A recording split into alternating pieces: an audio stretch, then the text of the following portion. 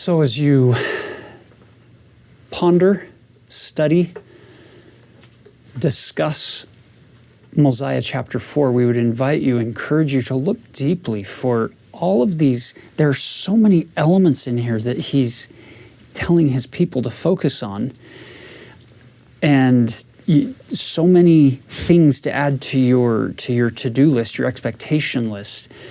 But as you move forward individually and collectively as a family and as a ward, as a stake, to focus on putting all of those things before the Lord and making sure that you're allowing Him to be a part of this process of making sense of how you actually apply all these things.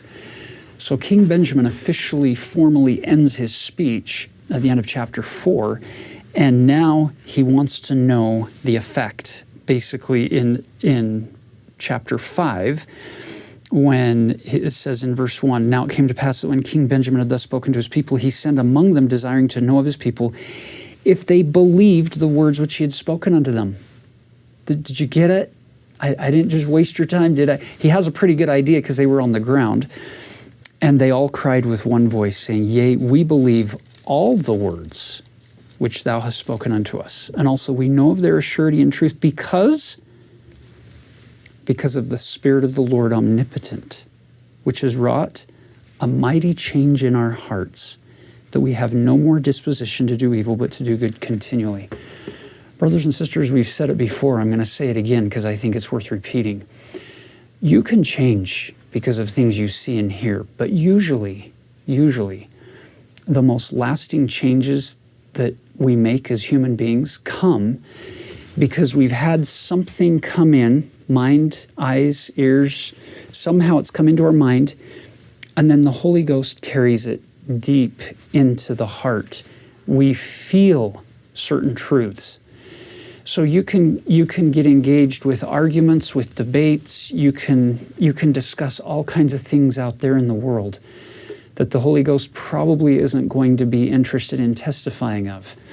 But when you are talking about things that really matter, there's a power that comes from the Holy Ghost carrying the message beyond the eyes and the ears and the mind, taking it deep down into the heart, and from the heart, then it becomes more likely to get out into the hands and into the feet and into the very soul of who we are. It changes us. The Holy Ghost has the sanctifying power to change us through the infinite atonement of Jesus Christ. And that's exactly what's happening here. These people are sitting there saying, we have no more disposition to do evil. Now, turn over to verse 5.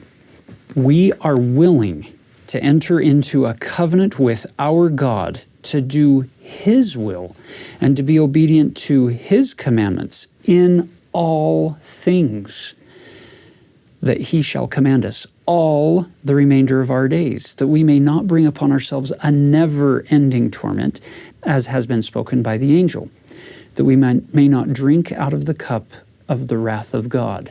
Now you'll notice King Benjamin's response. He was very, very grateful to hear this. This is what he had desired. And so look at verse 7. "Now, because of the covenant which ye have made, ye shall be called the children of Christ."